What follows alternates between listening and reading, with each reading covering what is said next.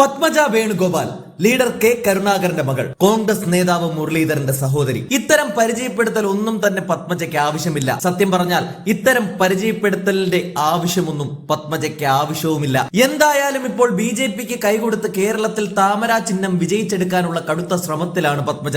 പക്ഷേ BJPയിലേക്ക് ചേക്കേറി എന്നല്ലാതെ യാതൊരു സ്ഥാനമാനങ്ങളും ഇല്ലാതെ കടിച്ചു തൂങ്ങി നിൽക്കുന്ന പത്മജയെയാണ് നമ്മൾ കാണുന്നത്. കോൺഗ്രസിലായിരുന്ന കാലത്ത് കിട്ടാവുന്ന സ്ഥാനങ്ങളെല്ലാം അവർ വാങ്ങിച്ചെടുത്തു. 3 തവണ തെരഞ്ഞെടുപ്പിൽ മത്സരിക്കുകയും കോൺഗ്രസിന്റെ കുത്തക മണ്ഡലങ്ങളിൽ വരെ തോൽവി ഏറ്റുവാങ്ങുകയും ചെയ്ത ഒരു അസാമാന്യ പ്രതിഭയായ പത്മജ BJPയിലേക്ക് പോയത് സത്യത്തിൽ കോൺഗ്രസിന് ആശ്വാസമായി മാറിയിരിക്കുകയാണ്.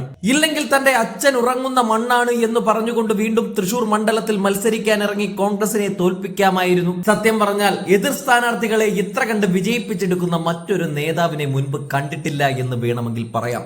ലീഡർ കരുണാകരന്റെ മകളാണെങ്കിലും പത്മജ വേണുഗോപാൽ പാർലമെന്ററി രാഷ്ട്രീയത്തിൽ ഗതി പിടിക്കാതെ അലയുന്ന രാഷ്ട്രീയ നേതാവാണ്. ഇനി അവർ എവിടെ നിന്നാലും ജയിക്കാനും പോകുന്നില്ല. കോൺഗ്രസിന്റെ നല്ല കാലത്ത് കരുണാകരൻ തന്നെ മുൻകൈയെടുത്ത് മുകുന്ദപുരം പാർലമെന്റ് സീറ്റിലേക്ക് മത്സരിപ്പിച്ചതാണ് ഇന്നത്തെ ചാലക്കുടി മണ്ഡലം. ഏത് കോൺഗ്രസ് നേതാവ് നിന്നാലും ജയിക്കുന്ന മണ്ഡലത്തിൽ പത്മജ തോറ്റത് 1 ലക്ഷത്തിൽ പരം വോട്ടിനായിരുന്നു. എതിർ സ്ഥാനാർത്ഥിയായ ഇടതു സ്വതന്ത്രൻ ലോനപ്പൻ നമ്പാടൻ തന്നെ അതിശയപ്പെട്ടു പോയി എന്ന് മാധ്യമങ്ങൾ എഴുതിയത് എല്ലാവരും ഓർക്കുന്നുണ്ടാകും. എവിടെ നിന്നാണ് ഈ വോട്ടുകളെല്ലാം തനിക്ക് വരുന്നത് എന്ന് മനസ്സിലാകുന്നില്ലെന്നാണ് വോട്ടെണ്ണൽ സമയത്ത് നമ്പാടൻ പറഞ്ഞത്. അങ്ങനെ എതിർ സ്ഥാനാർത്ഥികളെ ജയിപ്പിക്കാൻ ഇത്രയും കഴിവുള്ള മറ്റൊരു നേതാവ് കേരളത്തിലില്ല.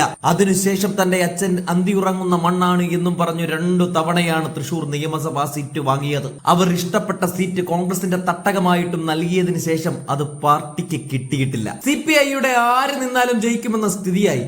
കോൺഗ്രസിന്റെ കുറെ വോട്ടുകൾ BJPയും കൊണ്ടുപോയി. ഇതൊക്കെ കൊണ്ട് തന്നെ പത്മജ എന്ന ബാധ്യതയായിരുന്ന നേതാവ് BJPയിൽ പോയി ഇതിൽ ആഹ്ലാദിക്കുകയാണ് യഥാർത്ഥത്തിൽ കോൺഗ്രസ് ചെയ്യുന്നത്.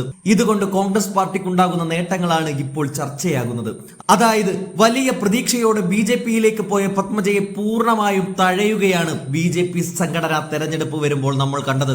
എന്നാൽ നിയമസഭാ തെരഞ്ഞെടുപ്പ് വരുമ്പോൾ അവരെ തഴയാൻ കഴിയില്ല.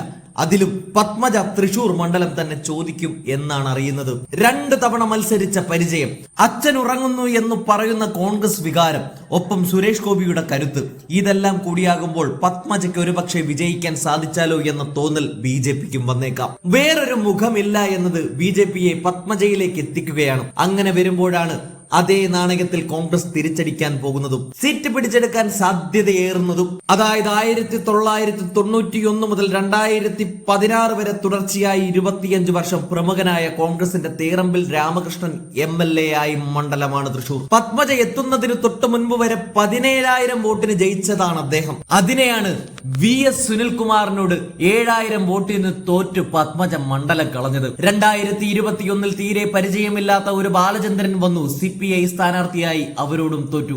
ഇടതുപക്ഷത്തിന്റെ 15,000 വോട്ടുകളോളം സുരേഷ് ഗോപിക്ക് കൊടുത്തിട്ടും പത്മജ 9,000 വോട്ടിന് തോറ്റു. അപ്പോൾ ഈ പത്മജയുടെ അച്ഛനുറങ്ങുന്ന മണ്ണ് ഇവർക്ക് നൽകുന്ന പ്രാധാന്യം മനസ്സിലാക്കുക.